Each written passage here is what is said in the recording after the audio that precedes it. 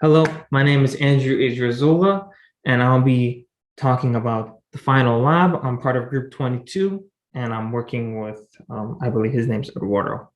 Now, the final lab is using image acquisition, basically what we did from Lab 5, but we're translating that into an app. Now, let me show you how the app looks like. So this is my screen, and here is the code for the app. Now, essentially, we define our own total time and we define our total frames per second. And we also have a webcam recording. We have basically the webcam on and it's taking screenshots and then it's observing those screenshots of the green channel. Now, by using that, basically, you're just translating everything from Lab 5 into basically this GUI. It has a switch which switches from RGB to grayscaling. Also, I'm just going to warn you now, my laptop's a bit slow. Also, and when I was doing the troubleshooting, sometimes it crashes whenever I share my screen. This is I believe my third video. So I'm just warning you now, if it crashes one more time, I'm still going to submit this. However, it does function normally. I'm just saying my laptop isn't that well as for functionality when it comes to these sort of processing. Now, anyways, where was I? So basically we have a switch that switches from gray to RGB colors. And then we have a heart rate calculations, which basically getting the peaks, a distance of 2, then we get the number of peaks, and we get the number divided by peaks over the total time. And we have the beats per second times 60, basically to get it in minutes. Sorry about the dog. Now what I'm going to do is run the code, and you will see that it runs and looks well. So here's how it looks like. We have the graph intensity in times per seconds, pulse measurements. We have the total time seconds, recording on and off, BME clear. We'll be testing all these functionalities now. So when I turn it on, you will see that I am displayed in RGB color scaling. And whenever I turn it off, actually no, then we're going to see to grayscale, it switches to gray.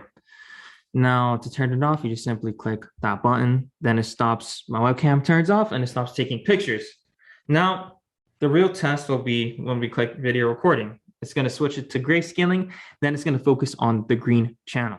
So first we have to define our total time. I'm going to do 10 seconds, 5 frames per second, and we will start recording. So this little box represents my forehead. I'll have to stay still until the data is done recording. But as you can tell, it is working properly. Like I told you, my computer is slow and not well. However, it should work. And I'll prove to you that it will work if this does not run properly. So essentially, I will be standing still for a while, trying my best not to move from the area. Takes a little bit of concentration.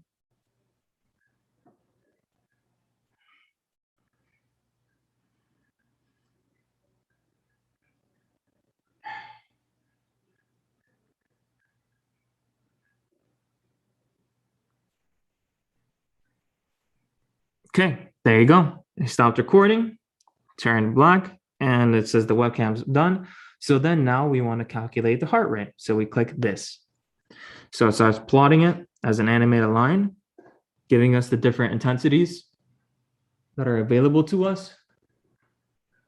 And as you can see, it's still creating. So basically the frames, 5 frames every second, it's proven here.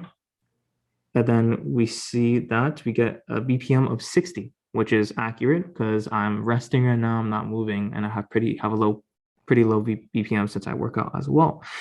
And when we click the clear button, it should clear everything. There you go. And you run it again. Basically, you're able to run it on. I'm able to turn on my webcam and it runs the functionalities as supposed to, still on gray. Then I switch it to original image and voila.